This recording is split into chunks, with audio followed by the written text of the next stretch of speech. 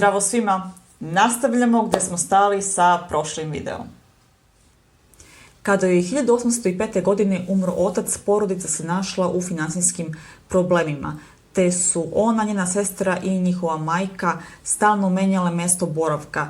Živjele su kod rođaka ili u iznajmljenim kućama, a 1809. godine su se smjestile za stalno u mjestu Čafton u jednoj od kuća njenog brata Edvarda. U toj kući ona napisala svojih 6 romana, mada se smatra da je prve nacrte napisala u drugim kućama. A kao što smo već rekli, 1947. godine je ova kuća otvorena kao muzej za posetioce. Kao mala voljela da podržava stil pisanja ljubavnih romana iz 18. veka. Ovaj žanr je bio predmet satire u njenom delu Nortengerska opatija. Napisala je kratku dramu Sir Charles Grandison. Na njemu je radila neposredno pre nego što je završila roman Lady Susan 1794. godine.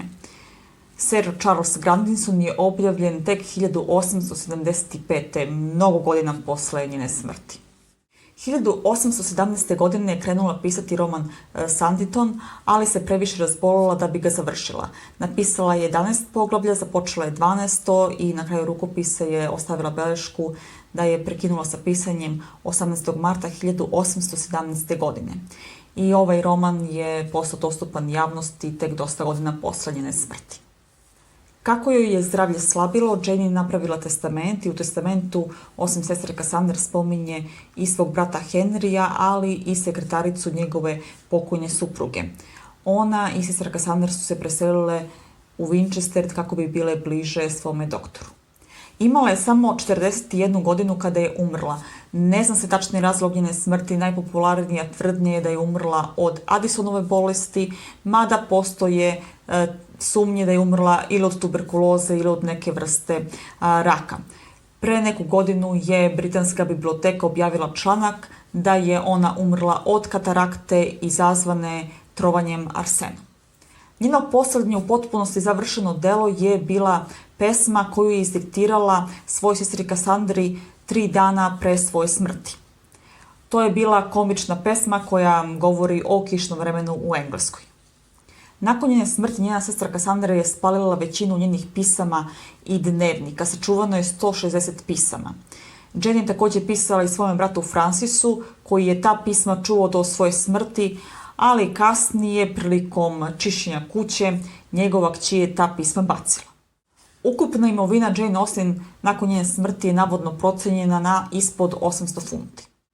Njeni romani doživjeli su bezbroj ekranizacija. Samo po romanu Gordost i predrasuda je napravljeno čak 17 filmova.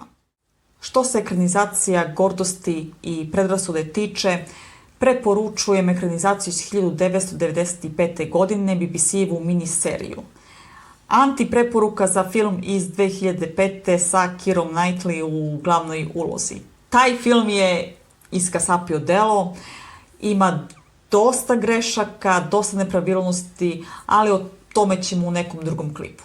Njena dela su bila inspiracija za mnoge moderne priče. Na primjer, dnevnik Bridget Jones je inspirisan romanom Gordosti i predrasude, a priča se i da je film Martina Scorsesea iz 1990. godine Dobri momci zapravo mračna adaptacija Mansfield Parka. –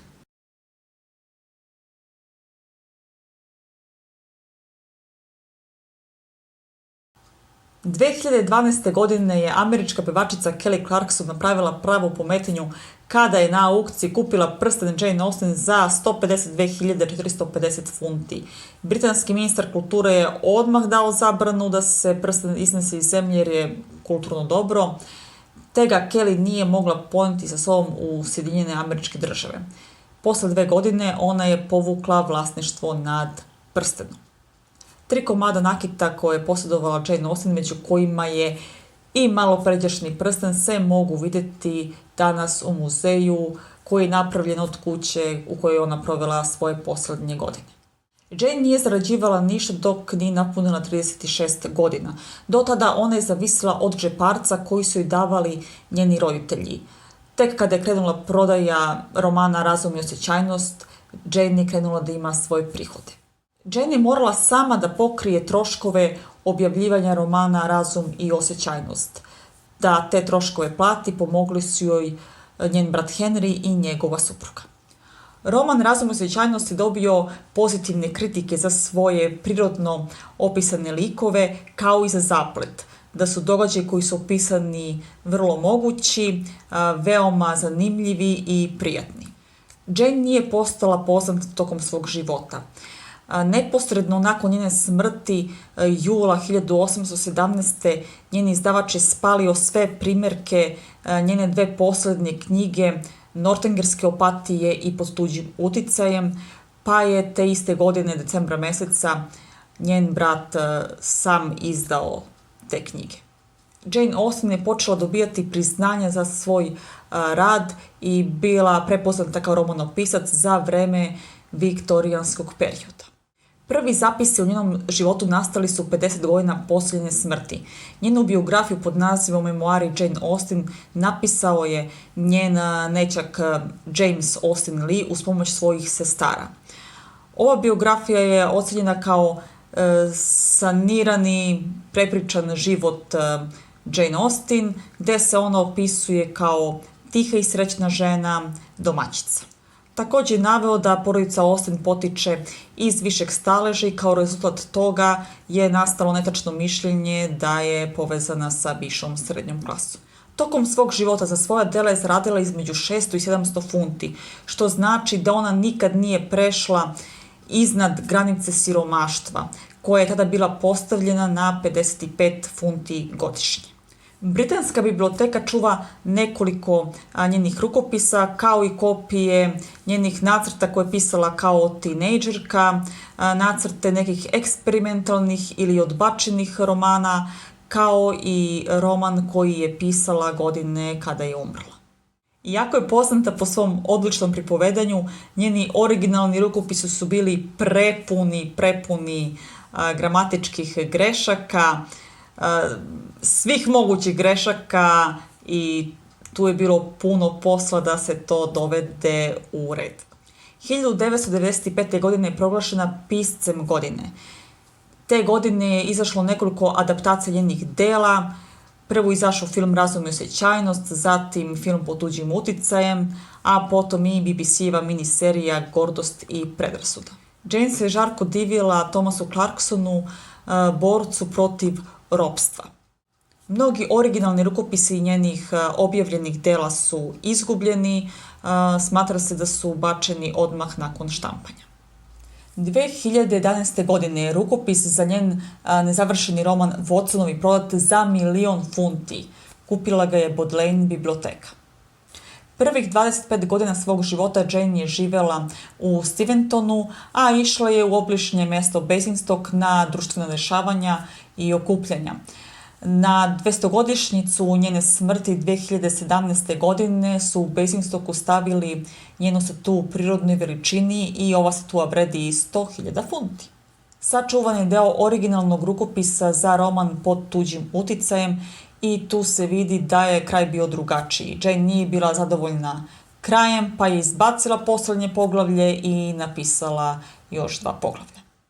Od 20. veka koristi se izraz Janeite da opiše poklonike Jane Austen. Ovaj izraz je skovao engleski pisac i književni kritičar George Sansbury. Rudyard Kipling je 1926. godine napisao kratku priču o Janeiti u kojoj se okupljaju vojnici iz Prvog svjetskog rata i formiraju masonsku ložu zasnovanu na njihovoj zajedničkoj ljubavi prema delima Jane Austen. Jane je bila veoma kritična prema sopstvenom radu. Po završetku pisanja romana Gordost i predrasuda brinula se da je previše neozbiljan i opisivala ga kao suviše lagan, svetlucav, blistav, laganica. Na 200-godišnjicu njene smrti 2017. godine je njen lik stavljen na novčanicu 10 funti i tako je postala prvi ženski pisac prikazan na britanskoj valuti. Mnogi njeni obožavaoci nisu zadovoljni citatom koji je stavljen uz njen portret. Citat glasi: "Izjavljujem da nema uživanja kao što je čitanje." A to neiskreno govori Caroline Bingley, negativac iz romana Gordost i predrasuda. I to je bilo to. Hvala svima što ste pogledali video. Pišite u komentarima koja činjenica o Jane Austen je bila najzanimljivija i vidimo se uskoro sa nekom novom pričom da vam pričam. Zdravo!